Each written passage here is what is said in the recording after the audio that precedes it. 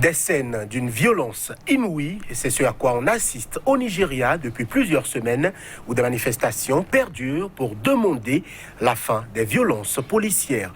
Prisons attaquées, affrontements, pillages. Le nombre de victimes se compte par dizaines selon Amnesty International. Dans le collimateur des manifestants, la SARS, la brigade spéciale de répression des vols. Plusieurs people se sont aussi joints à la mobilisation qui, pour sortir manifester aux côtés de la population, qui, pour appeler sur les réseaux sociaux à la démission même du président Muhammadu Buhari. Ce dernier a lancé dimanche un appel à la paix, disant qu'il soutenait le principe d'une enquête judiciaire à Lagos pour rendre justice aux manifestants pacifiques qui ont perdu la vie, aux hommes de la sécurité qui ont été assassinés et à ceux qui ont perdu des biens pendant les journées de violence. Les manifestations d'une telle ampleur étaient-elles à prévoir? La réponse du régime nigérian est-elle celle appropriée? Que faire pour que la paix et la quiétude reviennent dans tout le pays? Nigeria appelle à la paix du président Muhammadu Buhari, suffisant pour enrayer le cycle de violence. C'est le thème de l'émission du jour. À chacun et à tous, bonjour et bienvenue.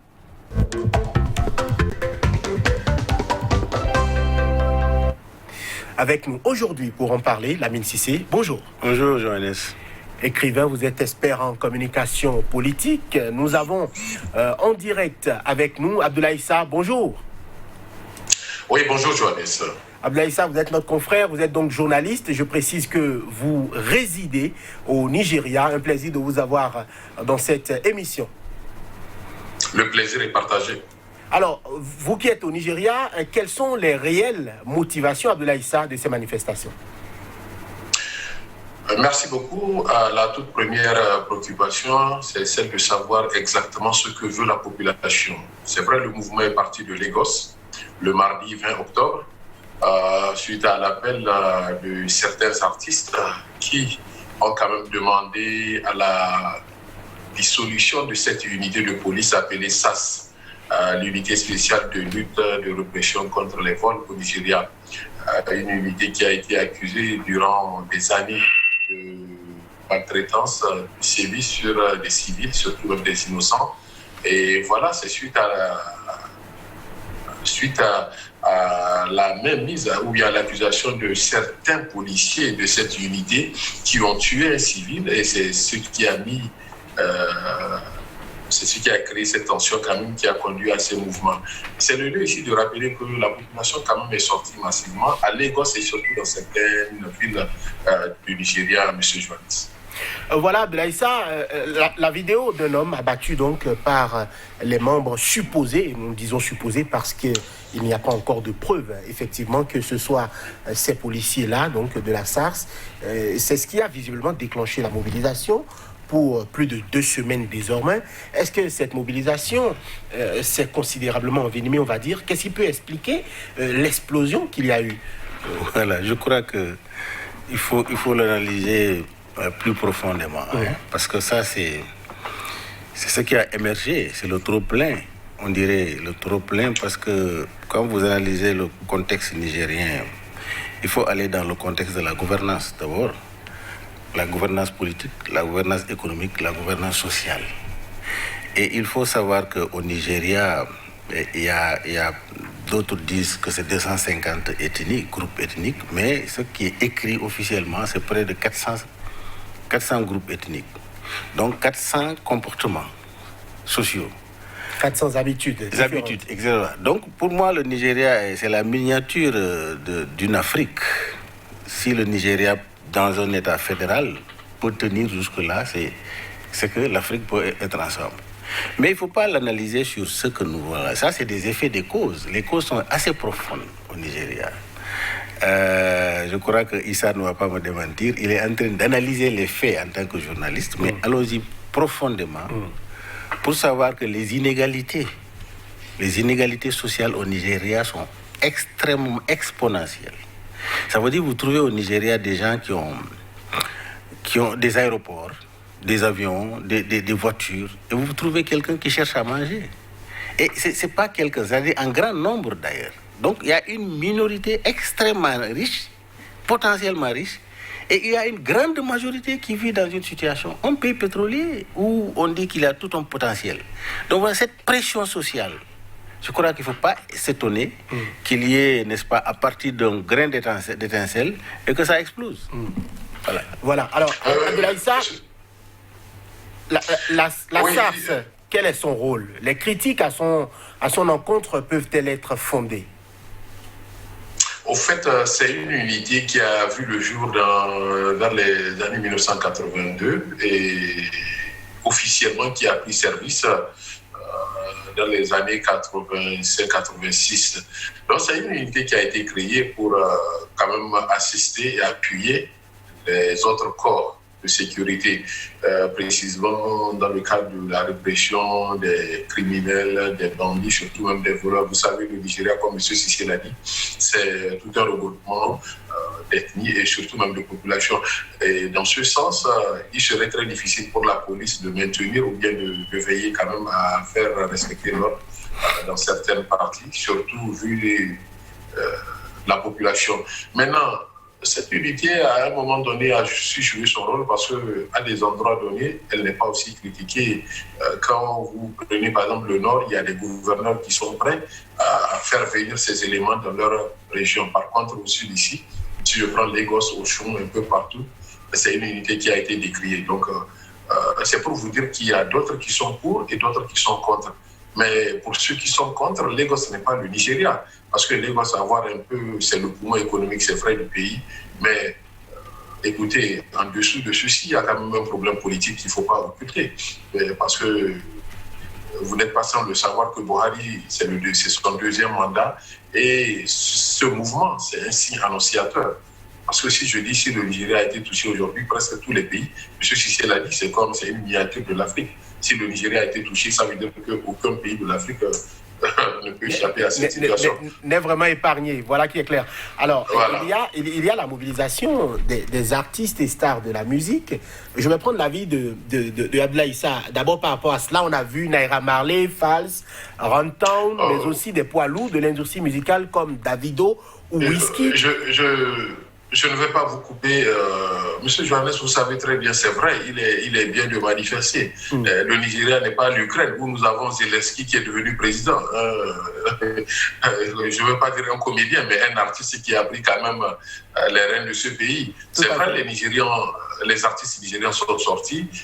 N'oubliez pas que Davido a eu un petit problème. Il a eu son oncle qui était candidat de gouverneur dans un État et qui a été battu selon les sondages et les résultats, mais les résultats qui ont été décriés par l'artiste, parce que c'est son oncle qui a été candidat, tout ceci fait partie. Et quand vous regardez un peu ce qui est décrit dans les différents journaux, on sent quand même une certaine mainmise. Bon, je n'ai pas de parti pris, mais c'est juste une analyse personnelle. On sent quand même une certaine mainmise, parce que Buhari, deux questions qui devront être posées. Est-ce que ces mouvements vont faire vaciller le pouvoir de Buhari? Il a promis lors de son premier mandat à apporter des réformes, mais à voir ce qui se passe. Juste le petit exemple, les frontières sont fermées présentement. Il n'a rien dit, aucun bilan, aucun résultat. Il a accepté faire apporter du changement au niveau de l'agriculture. C'est vrai qu'il a investi, il a injecté de l'argent, des milliards, mais à voir ce qui se passe. Vous allez à Jigawa aujourd'hui, rien n'est fait. Les agriculteurs sont là. Donc c'est pour vous dire que c'est un problème qui ne date pas d'aujourd'hui, mais les gens ont tellement ruminé jusqu'au point où ils sont arrivés à un niveau où, vous voyez, la bouteille est pleine, quoi. Et quand c'est plein comme ça, qu'est-ce qu'il faut faire? Allez, le bouchon s'enlève et puis c'est la débandade. Voilà. Mais par rapport à la mobilisation de ces artistes-là, vous sembliez expliquer qu'il y a comme quoi des relents politiques ou des considérations personnelles aussi derrière, notamment l'oncle d'un artiste qui a perdu récemment des élections pour prendre la tête d'un État.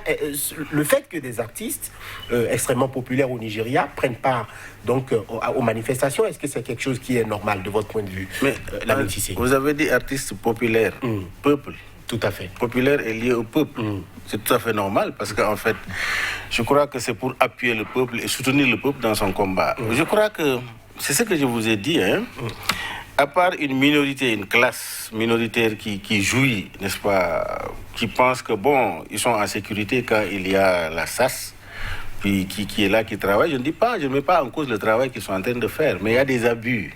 Au Nigeria, dans tous les secteurs, il y a des abus. C'est-à-dire que dans la gouvernance, il y a des abus. Ce qui veut dire que, comme il l'a dit, les artistes là doivent être à côté du peuple, pour appuyer le peuple, pour qu'il y ait un changement. Bon, mais vous voyez, l'artiste, il est milliardaire, etc. C'est le peuple qui paye son billet. C'est le peuple qui aime, qui lui donne les moyens de s'enrichir. Alors que les autres, ils s'enrichissent pas par ce peuple-là, mais ils s'enrichissent par les richesses du Nigeria inéquitablement réparties. Maintenant, ce qu'il faut voir, il a parlé le cas de Buhari, tout ça là. Buhari ne peut pas être ébranlé par ce mouvement-là. Hein. Il faut savoir que Buhari, c'est un général de la guerre du Biafra. Ce sont eux qui ont sauvé le Nigeria. Obasanjo, les Mohamed Murtala, les Yakubu Gowon, ils sont là. Quand vous analysez le Nigeria dans son contexte historique, vous vous rendez compte que c'est un pays qui est venu de très loin. Donc la gouvernance du Nigeria doit être méticuleuse, parce que c'est un pays qui pouvait s'exploser à tout moment. À tout moment, puisque déjà on a de 67 à 70, il y a plus d'1 million de personnes qui ont perdu leur vie.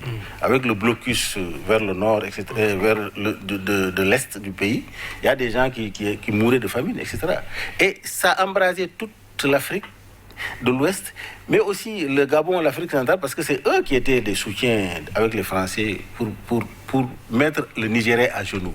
Parce qu'à cette époque-là, il fallait diviser, démanteler le Nigeria, parce que le Nigeria réuni, ça allait donner une force fondamentale à l'Afrique de l'Ouest. Et vous voyez, aujourd'hui, la CEDEAO est tenue par qui? C'est par le Nigeria. Quand le Nigeria éclate, nous allons tous éclater ensemble avec le Nigeria. Donc, moi, je dis, ce mouvement-là, il faut l'analyser beaucoup plus profondément. Il ne faut pas l'analyser sur juste ce qu'on est en train de voir. Vous allez voir dans d'autres, vers le nord, il y avait des mouvements. Il disait d'autres revendications. Tout à fait. Alors, donc, je crois que le problème, aujourd'hui, il y a des gens qui se sont tellement enrichis, qui contrôlent l'État, qui ne veulent pas perdre, n'est-ce pas, ce privilège-là. Le peuple qui souffre veut s'émanciper et se libérer, parce qu'actuellement, je dis, les consciences sont en train d'être éveillées. On ne peut pas opprimer le peuple. Donc, il faut revoir la gouvernance au Nigeria pour que nous puissions aller de l'avant. Il faut que les autorités voient la gouvernance au Nigeria. Alors, Ablaïssa, est-ce que les revendications qu'il y a eu dans le Nigeria depuis quelques années, notamment l'IPOB, on s'en souvient très bien, qui a demandé, par exemple, qui parle de sécession, on parle de redistribution des richesses au niveau du Delta. Est-ce que tout ceci a pu, au finish, amener la situation que le pays traverse en ce moment? Monsieur Johannes, je voudrais juste revenir sur un aspect. C'est vrai, M. Sissé l'a rappelé que Buhari fait partie de ceux-là qui ont libéré le Nigeria. Mais c'est vrai, Buhari, entre-temps, c'était le régime militaire. Mais là où nous sommes actuellement, c'est la démocratie. Posez-vous cette question. Un monsieur qui vient, qui a promis quand même d'apporter des réformes, mais qui, durant près de 4 à 5 mois, n'a pas pu former un gouvernement après l'élection, après être élu, après être porté à la tête de ce pays, n'a pas pu faire sortir la liste du gouvernement. À plusieurs reprises, il a été bloqué au niveau du Sénat pour le budget. Je ne suis pas contre lui, mais c'est pour vous dire qu'il y a des réformes. Quand on se retrouve, entre-temps, il était militaire, maintenant il vient, il dépose sa tenue militaire, il porte la tenue d'un politicien. Mais qu'est-ce qui va se passer? C'est vrai, la question qu'il faut se poser, ceux-là qui vont travailler avec lui, est-il censé de les prendre? Est-il censé de chercher des technocrates ou, comment on appelle, des personnes quand même habilitées à apporter ce changement? Il ne l'a pas fait. C'est presque les mêmes têtes aujourd'hui qu'on voit. Après Obasanjo, comme vous voyez, c'est APC, PDP, APC. Donc, c'est des questions aujourd'hui qu'il faut se poser. Maintenant, comme M. Sissé disait, entre-temps que la population, il y a cette marginalisation, nous avons des artistes qui sont milliardaires, financés par le peuple. Moi, je dirais non. Lors de la dernière manifestation, les artistes viennent le matin, ils étaient là le matin, mais c'est la population qui passe la nuit au pont de Lekki. La nuit, les artistes sont déjà partis. Et pourquoi, lors des affrontements entre les militaires et les manifestants, on n'a pas eu la mort d'un artiste? il n'y a pas eu qu'un artiste n'est décédé. Vous pensez donc que les autorités ont choisi les personnes sur lesquelles il fallait tirer? Non, mais écoutez, Buhari l'a dit officiellement, 69 morts. Mais aucun artiste n'est décédé, aucun artiste. Les Pisco et comme ça, on les a vus, ils étaient devant la population, mais après, les gens n'étaient pas là. Donc, dire que c'est vrai, les artistes, ils font partie de la population, mais je l'ai dit, ne l'oubliez pas, Lagos, ce n'est pas le Nigeria. Nous avons des parties du Nigeria aujourd'hui où sévit l'insécurité. Tout à fait, ceux-là ne sont donc pas contre la SARS, ceux-là ne sont pas contre l'arrivée de la SARS. Je vous le dis ouvertement, à Kaduna aujourd'hui, c'est vrai, à Lagos, il y a un allègement du couvre-feu. Mais à Kaduna, il y a couvre-feu. À Chikawa également. À Kano, les gens sont en train de prendre les dispositions pour quand même maintenir la sécurité. La question qu'il faut se poser, il y a la faim qui se vit dans le pays. Parce que quand vous voyez un peu, il y a des vidéos qui sont en train de circuler, où vous voyez les populations casser des magasins juste pour aller ramasser. Pour aller voler de la nourriture. Voler de la nourriture. Donc, vous voyez un peu, un grand pays, le poumon de l'économie africaine. Donc, moi, je dirais qu'il y a des questions qu'il faut se poser. Il y a un mal interne. Alors, Abdoulaye Sarr, par rapport à ma question, est-ce que selon vous, les difficultés que le Nigeria traverse depuis ces dernières années, on a des revendications sécessionnistes, on a l'IPOB par exemple, il y a aussi les revendications de personnes qui sont finalement passées aux armes, notamment au niveau du delta du Niger. Est-ce que ces revendications-là et ces difficultés-là, il y a aussi des imams ou des personnes qui sont considérées comme des leaders par des populations qui manifestent, qui se font parfois tirer dessus dans les rues? Est-ce que tout ceci a pu amener la situation qui quand même est un peu inédite? On ne s'attendait pas à ce que les manifestations actuelles aient une telle ampleur et se propagent à l'échelle du pays. Avant d'aller sur ce terrain, et c'est vrai quand ça a démarré, le chef de l'État était resté muet, il n'a rien dit. Ça a encore énervé beaucoup, surtout même les leaders. Et après, il a envoyé quelques ministres dans des parties du pays pour quand même inviter la population au calme. Quand vous avez parlé de ceux-là, les militants, vous n'êtes pas sans le savoir qu'il y a de cela 2 jours, les avant-hier, comme on les appelle, ils ont donné 1 semaine à toutes les unités de production de pétrole dans le delta du Niger qui soutiennent les manifestants. Ils les ont donné 1 semaine pour ramasser tout ce qu'ils ont comme personnel et leur matériel et quitter les lieux en guise de soutien aux protestants. Donc c'est pour vous dire qu'il y a encore une bombe qui est là en attente. Parce que c'est vrai, le gouvernement a pu faire de son mieux pour calmer les tensions, mais quand vous circulez à Lagos, on sent encore qu'il y a des barrages un peu partout, des barrages sauvages un peu partout. Mais quand vous parlez de l'autre côté du Niger, du delta du Niger, la bombe est encore là. Parce qu'à Anambra, 11 personnes ont perdu la vie le samedi passé. 11 à Anambra. Dans le delta du Niger également, avec ces avangos, ou bien ces militants qui ont pris la voie du maquis, c'est pour vous dire que c'est pas encore gagné d'avance. Alors, non, je veux rebondir parce qu'en fait, il a dit plusieurs fois le Nigeria, c'est pas Lagos, c'est pas le Nigeria. Bon, Lagos, c'est 20 millions, mais 25 millions. La statistique 20 millions, c'est 25 millions. Hein. Ça fait combien de la population béninoise ou sénégalaise? C'est important. Et puis, l'économie est centrale. Donc, je crois que ce que ça veut dire, c'est que les réalités, peut-être au niveau de Lagos, ne sont pas forcément les mêmes à l'intérieur du pays. Oui, mais je crois que Lagos concentre toutes les ethnies. Il y a toutes les ethnies qui sont là. Il y a toutes les frustrations qui sont là également. C'est vrai, sur le plan socio-culturel, il y a une différence fondamentale quand vous allez vers le nord, etc. Mais ce que je voudrais dire, il faut aussi analyser les impacts du Covid. Aujourd'hui, le cours du pétrole a considérablement chuté. Le Nigeria n'a pas la capacité qu'il avait avant. Tous les pays sont confrontés à des difficultés. Ça aussi, ça a un impact sur la vie quotidienne des populations. C'est-à-dire qu'en plus de ce que la population vivait, il y a un plus qui est venu avec le Covid. Ça fait combien de mois maintenant? Est-ce que la fermeture des frontières, par exemple, était une mesure qui n'était pas assez réfléchie? Mais cette fermeture des frontières, le Nigeria n'a aucun impact sur cette fermeture. Le Nigeria constitue un marché potentiel à l'intérieur. Ça fait 400 millions de personnes. C'est pas le Nigeria en lui seul, tu fabriques, tu vends. C'est pas ça. Au contraire, Au contraire, la fermeture des frontières nous frappe, nous. Nous, ça va nous frapper, sérieusement. Bon, maintenant, je parle de la chute des produits pétroliers avec le Covid. Aucun pays n'épargne, aucun pays. Le Nigeria, si le pétrole est bien vendu, etc., il n'a aucun problème. Maintenant, il y a une mafia politico-bureaucratique et militaire. Vous pensez que les militaires encore ont quitté les rênes du Nigeria? Non. Pour le moment, ils vont quitter progressivement, mais n'ont pas encore quitté. Les généraux, etc. Ils déshabillent ça, mais les militaires sont présents dans la vie. Il y a Boko Haram qui est de l'autre côté. Et j'ai dit, il a fait allusion au fait que Buhari, j'ai vu ça, j'ai lu, Buhari est venu tardivement pour... Mais les États sont souverains, ils ont une souveraineté. Il faut qu'il ait les éléments à sa disposition pour pouvoir réagir. Donc pour vous, il a pris le temps de prendre la parole. Oui, mais d'écouter les gens, qu'on lui fasse remonter les réalités avant de prendre la parole. Qu'est-ce que le gouverneur de Lagos, etc., qu'est-ce qu'ils lui ont dit? Nous, on ne sait pas. Quel est le rapport qui lui est arrivé? Qu'est-ce qu'ils ont dit? On ne le sait pas. Donc, je crois que si, par exemple, c'était une république, le président doit spontanément agir.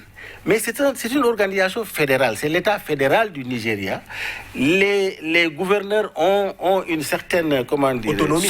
Une certaine souveraineté dans d'autres domaines. Donc, il est obligé d'écouter le gouverneur, qui lui rapporte ses rapports.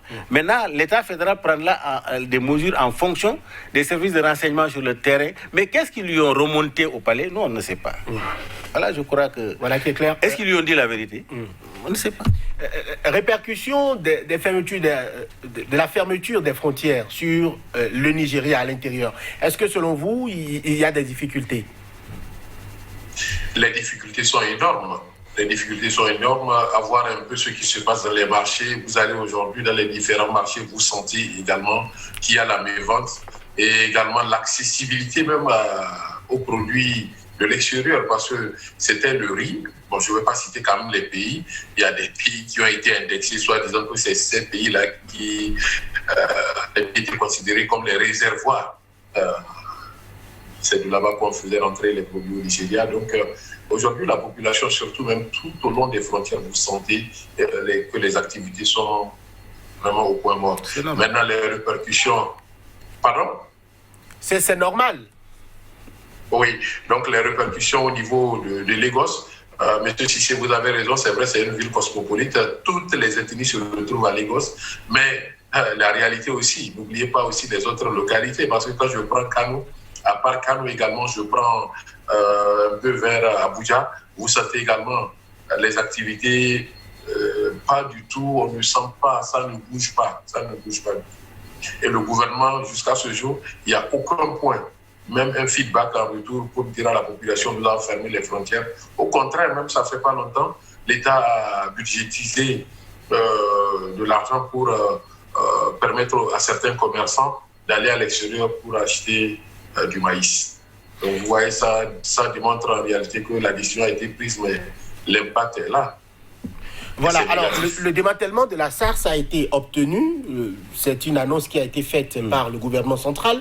Pourquoi avoir choisi donc de continuer, voire d'intensifier les manifestations? Non, parce que je dis que c'est pas cela seulement, il y a d'autres frustrations. Qui sont là? Oui, parce qu'en fait, c'est une société inégalitaire, c'est-à-dire en fait, il y a trop de pauvreté. Et vous voyez, la Covid, d'après d'autres.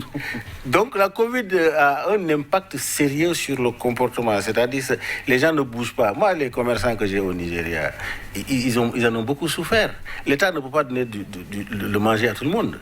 Donc ils en ont suffisamment souffert, surtout ceux qui étaient dans la précarité. Parce que vous ne pouvez pas imaginer, le Nigérien ne doit pas être dans la précarité. C'est pourquoi quand je me focalise sur la gestion économique, la gestion sociale, c'est extrêmement important. Parce que le Nigérien ne doit pas pouvoir souffrir. S'il y a une répartition normale des ressources du pays, ça allait toucher les couches les plus démunies. Alors, c'est-à-dire que au lieu de créer des pauvres à visage humain, au Nigeria, c'est des misères. On crée des misères. Alors, quand le misérable est à côté de l'opulence, c'est-à-dire de l'opulence à l'insolence, ça frise la frustration.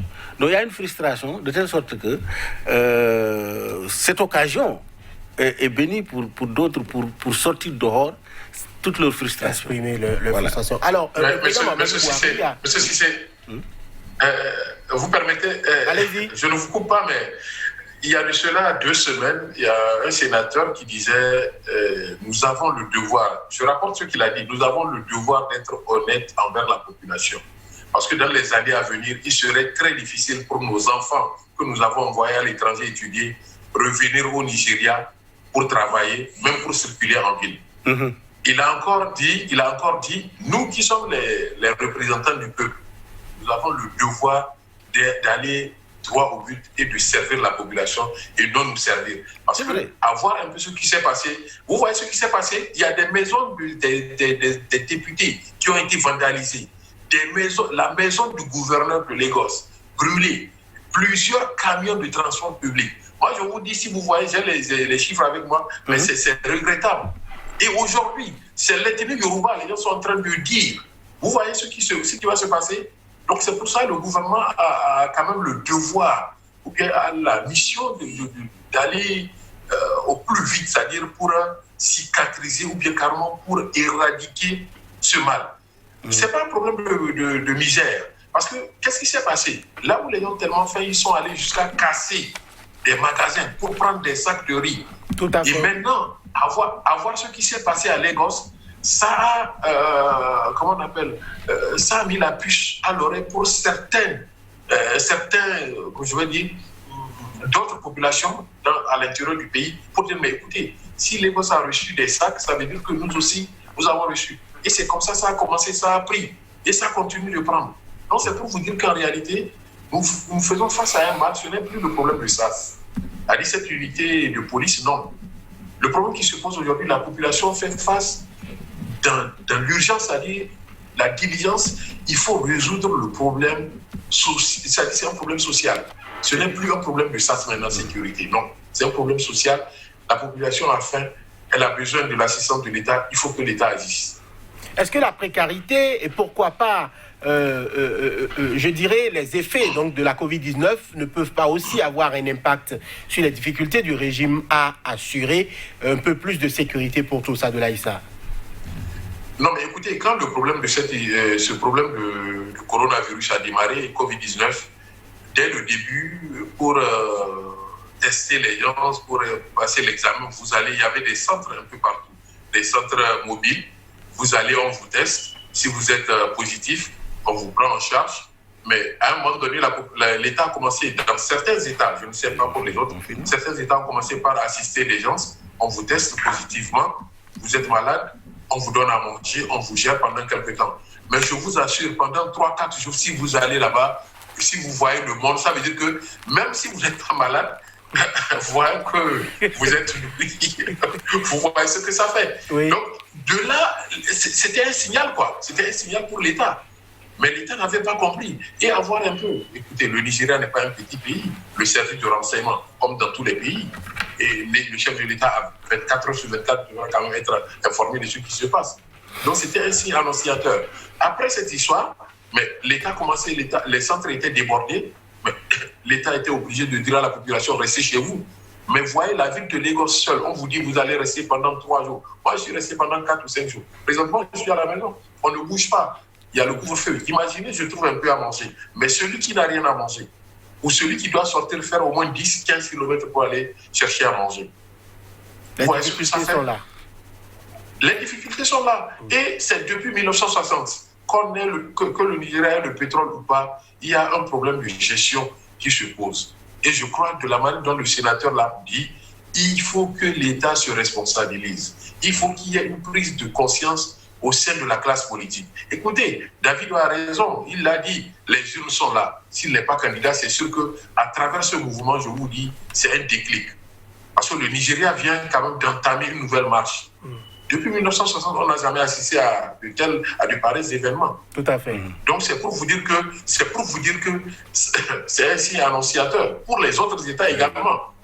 Je ne vais pas citer des pays, mais actuellement des élections se préparent dans d'autres pays. Il y a des pays qui ont quand même eu à tenir ces élections, mais où la population a compris. Nous sommes prêts à mourir, mais écoutez, et voilà, à voir ce qui se passe à Lagos, un policier ou bien un porteur de tenue qui jette l'arme, qui file. Mais écoutez, c'est la débandade dans tous les postes de police. Ça fait peur. Est-ce que aussi ce n'est pas la faillite des blocs politiques tels que connus historiquement au Nigeria, le PDP et l'APC? Est-ce que ce n'est pas aussi une faillite politique commune? Non, j'ai dit que c'est la corruption à haute dose au Nigeria. Parce qu'en fait, ce qui n'est pas prévisible, on ne peut pas le faire à long terme, ce n'est pas possible. La population nigérienne ne fait qu'augmenter.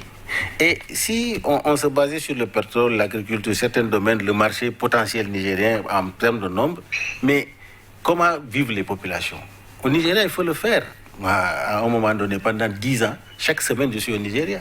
Je suis resté dans ce pays-là pendant 9 mois, successivement. J'ai voyagé de gauche à droite. Mais dans mon roman, le roman que j'ai écrit, c'est que j'ai parlé du Nigeria, il faut aller le voir. Parce que j'ai prévu ça. Parce qu'en fait, il faut que Buhari prenne les taureaux par les cornes, là, avant la fin de son mandat. Mais là, monsieur Cissé, vous revenez, je suis d'accord, je suis entièrement d'accord avec ce que vous avez dit. Parce qu'entendre au début ce que vous avez dit, mais là c'est la vérité. Là où vous avez craché la vérité. Je suis entièrement d'accord avec vous. Oui. Il faut que le Buhari prenne les taureaux par les cornes. Absolument. Oui, parce qu'en fait, tu vois, Boko Haram, c'est pas encore éradiqué. Mais il ne faut pas qu'il ait créé d'autres. Et puis là, je crois qu'il faut le globaliser. Ce n'est pas le Nigeria seulement. Non. Monsieur Cissé, quand vous parlez de Boko Haram, aujourd'hui, cette histoire, Boko Haram, il y a la fin aussi à Maiduguri. Le nouveau gouverneur qui est arrivé. Mais écoutez, Zulum, le gouverneur de Borno, il a essayé. Il a été attaqué à plusieurs reprises. Tout à fait. C'est pas une chance d'aller là-bas. Non, j'ai compris. Je suis en train de dire, peut-être que cela est né d'une certaine frustration, le Boko Haram. Voilà. Ça ne devait pas être Absolument. né, mais c'est né à une certaine frustration. Et la population en a subi de plein fouet, parce que l'insécurité dans un pays, ça ne permet pas des investissements, ça ne permet pas... Des millions de personnes sont déplacées. Ce que je voudrais dire est que il faut éradiquer la corruption. Et aujourd'hui, Buhari est confronté à... Il y a la réticence. Ceux qui ont les moyens ne veulent pas être... C'est-à-dire qu'ils sont tellement puissants que l'État même a des difficultés d'aller c'est-à-dire changer leur habitude. Écoutez, mais lors de la prise du pouvoir, il l'a dit, il s'est axé sur 3 choses. La lutte contre la corruption, la sécurité et la relance de l'économie. Exact. Donc, je prends le premier aspect, la lutte contre la corruption. Il avait mis une unité sur place. L'unité était là, IFCC. C'est la commission de lutte contre les infractions... Non, il en a fait beaucoup d'ailleurs. En français. Mais le monsieur, finalement, après le premier mandat, le monsieur a été déchu. Celui qui est censé arrêter les voleurs, lui-même a été arrêté. Tout à fait. Vous voyez voilà, ce que ça fait? Traduit en justice. Je crois que le mal Ibrahim Magou a été arrêté. Ibrahim Magou a été arrêté. Maintenant, il y a les grosses pointures, comme on le dit, qui... La preuve est là, la preuve palpable est là, qu'elles ont eu à commettre des activités vraiment pas du tout saines. Oui, mais elles n'ont pas du tout. Abdoulaye Issa, il y a des personnalités très proches, qui étaient très proches du président Mahamadou Buhari, qui sont tombées aussi pour des affaires de corruption. Non, mais on ne peut pas dire qu'il n'a pas fait d'effort. Il a fait un grand effort. On ne peut pas dire qu'il n'a pas fait d'effort. Elles sont tombées. Je ne dis pas qu'il n'a pas fait d'effort. Vous savez très bien, c'est un monsieur, quand il dit, il le fait. Ça, tout le monde le reconnaît en ça. Mais il s'est retrouvé dans la tenue d'un homme politique. Il était seul. Il s'est retrouvé seul. C'est ça. Vous vous engagez, mais écoutez, mais finalement, les gens vont vous laisser. Parce que, on dit, qui se sent morveux se bouche. Alors, maintenant... Buhari s'est retrouvé. Voilà. Issa, moi, je pense que maintenant, le peuple lui a donné un blanc-seing, lui a tracé la voie. Le peuple a indiqué ce qu'il veut. Donc, je crois que c'est une occasion à Buhari de saisir ce mouvement-là. Parce que ce mouvement-là, ce n'est pas fortuit, c'est un mouvement de colère contre la misère. C'est extrêmement important. Donc, toute action qu'il mènera aujourd'hui, le peuple va l'accompagner dans cette action-là. Parce que, bon, quand on dit au Nigeria, on lutte contre la corruption, la population pense que les gens sont en train d'amuser la galerie, quoi. Mais la réalité palpable est que c'est ça, il faut lutter contre la corruption. Mais je vais au-delà du Nigeria. Oui. Je ne vous coupe pas. Quand vous parlez de la corruption, quel est le pays aujourd'hui dans le monde où il n'y a pas cette corruption? Non, on ne peut pas les comparaître. Au Nigeria, c'est exponentiel. Je vous donne un exemple à côté du Nigeria, les pays frontaliers avec le Nigeria aujourd'hui. Vous avez une situation, il suffit d'un coup de fil. Et ça se passe aujourd'hui. Mais les gens ne font même plus les transactions via les banques parce que c'est surveillé. Les gens transitent avec de l'argent dans les mallettes.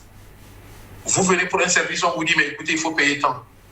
L'interdiction aujourd'hui, je ne vais pas quand même citer de nom, mais on vous dit tel produit est prohibé au Nigeria. Mais quand vous allez sur le marché, vous trouvez le produit.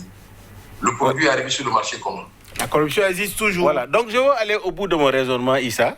Ce que je suis en train de dire est que le Nigeria est un signal, oui, mais nos pays ne sont pas... Le Bénin n'est pas épargné. Ni le Togo, ni le Sénégal, ni le Nigeria, etc. Aucun pays en Afrique de l'Ouest n'est épargné. Parce qu'il faut changer la gouvernance. Il faut que la gouvernance soit la gouvernance des populations. Parce que les gens sont fatigués. Ce qui se passe est que ce qui peut être fait en 1960, 60 ans après, ce n'est pas possible. Parce que, vous voyez, les populations... les consciences sont en train de se réveiller et cet éveil des consciences est irréversible. Ça ne peut pas aller en arrière, ça ne peut aller que de l'avant. Donc gouverner va être de plus en plus difficile dans nos pays.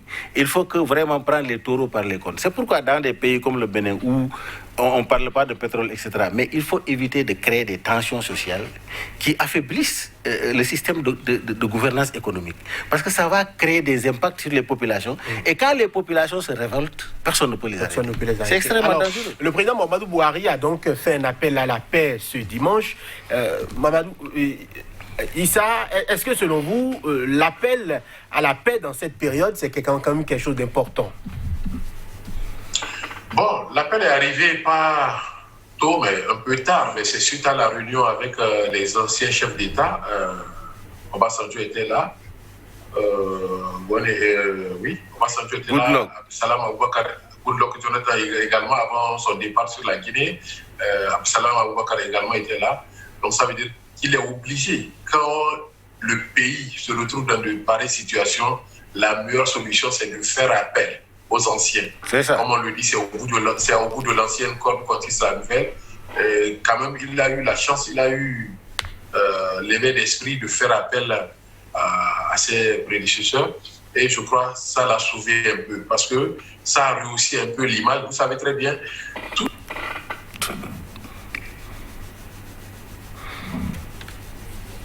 Abdoulaye Issa, nous avons des difficultés pour vous percevoir.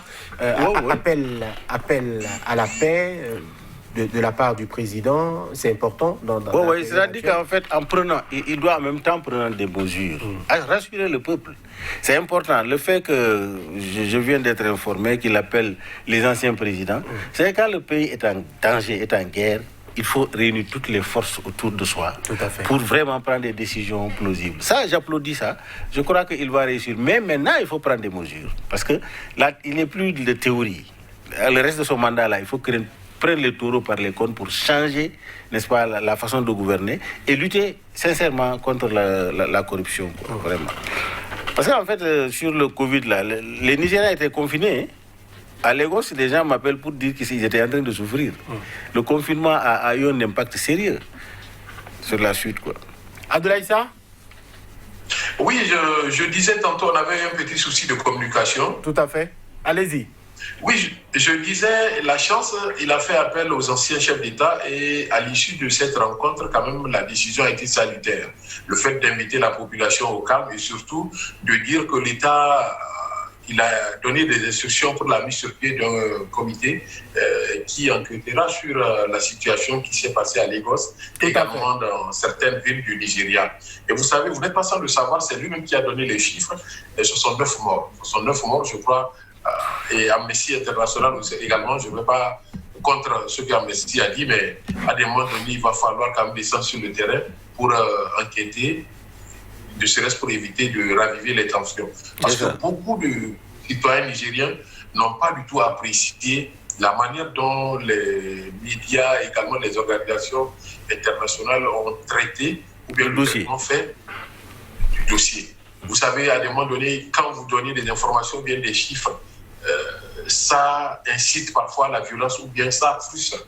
Donc certaines populations se sont vues vraiment... Comment vous allez perdre un membre de votre famille et on dit que personne n'est décédé. Il n'y a pas eu de mort. Vous voyez ce que ça fait. Donc, il y a tellement ces sujets-là qui ont frustré un peu la population. Mais à l'heure actuelle, parce que ce matin, en sortant, je suis sorti avec ma voiture juste pour prendre du carburant. Les stations d'essence, ça marche. Mais le danger, c'est que les guichets automatiques, les banques également sont en stand-by. Donc, vous voyez, ça inquiète un peu. Mais espérons que ça va peut-être, d'ici quelques heures, les activités vont reprendre. Voilà. Alors, le président dit soutenir le principe d'une enquête judiciaire à Lagos pour rendre justice aux manifestants pacifiques qui ont perdu la vie, aux hommes de la sécurité qui ont été assassinés et à ceux qui ont perdu des biens pendant des journées de violence. Oui, c'est tout à fait normal. Mais prendre des mesures pour que ces choses-là ne se répètent pas. Prendre des mesures. Voilà. Dans le sens de la gouvernance et de l'égalité sociale au Nigeria. C'est extrêmement important. Pourquoi les autorités, ou pourquoi pas les autorités, je dirais, militaires ou de la police sont choisies de réprimer à Lagos? Abdoulaye Issa, est-ce que vous avez des éléments?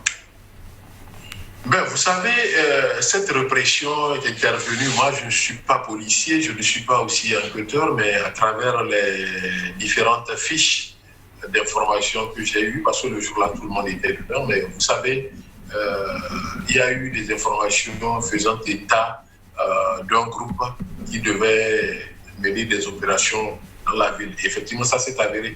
Est-ce que c'est la répression des manifestants qui a créé ce désordre à Lagos? Point d'interrogation. Mais les manifestants ont assiégé le pont péage, le poste de péage de Lekki. Et c'est un point stratégique, c'est-à-dire qui relie Victoria Island au quartier chic, c'est-à-dire c'est une zone résidentielle, et la zone des artistes et également de certaines autorités. Mais il y a eu cet incident. Est-ce les militaires réellement? Parce que quand on parle de manifestation, il y aura toujours des intrus. Moi, je me pose cette question, je me suis posé cette question réellement.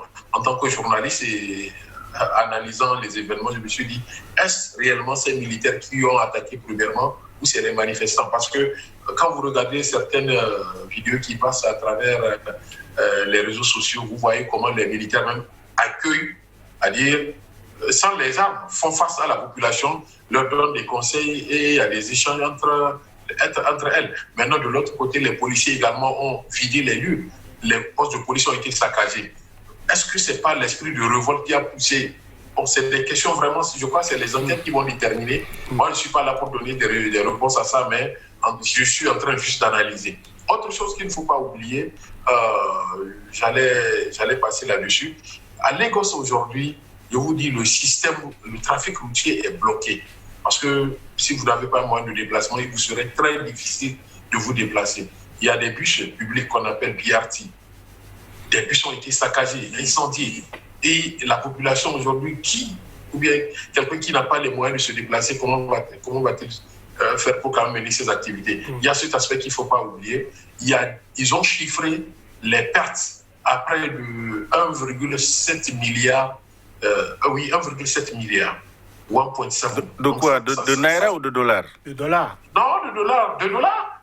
Écoutez, un seul bus, c'est plus de 100 millions. Un bus climatisé pour le transport public. C'est plus de 100 millions. Donc, les bus qui ont été une trentaine, voire une cinquantaine de bus incendiés. Ils ont attaqué les protestants également ont attaqué des centres, Abdoulaye Issa, des magasins. Les foyers de tension se multiplient sur le continent. Votre mot de fin par rapport à tout ce qui se prépare sur le continent avec les élections en approche, actuellement en cours en Guinée, bientôt en Côte d'Ivoire, et toute la crise et les tensions qu'il y a autour, rapidement. Mon mot de fin, M. Johannes, je dirais que, comme je l'avais dit tantôt, c'est une prise de conscience. L'éveil de conscience est là. Il faut que le gouvernement quand même fasse beaucoup attention. Le plus important aujourd'hui, il ne faut pas qu'ils se servent. Il faut qu'ils se mettent en tête qu'on les a confié une mission, la population les a confié une mission, et également de ne pas prendre les journalistes comme des ennemis. Nous sommes là pour relayer, également analyser les informations et les assister. Et à des moments donnés, il faut que cette démocratie, comme nous l'avons dit, nous acceptons de jouer franc jeu. Merci beaucoup, Abdoulaye Issa. Lamine Cissé. Non, il faut arrêter les coups d'État constitutionnels et institutionnels dans nos pays et laisser le peuple choisir librement ses dirigeants. Vous êtes Souleymane, vous êtes Lamine Cissé, écrivain, expert en communication politique. Face à vous aujourd'hui, il y avait notre confrère Abdoulaye Issa depuis le Nigeria. Merci d'avoir été des nôtres. À très bientôt pour un autre numéro de Angle de Vue.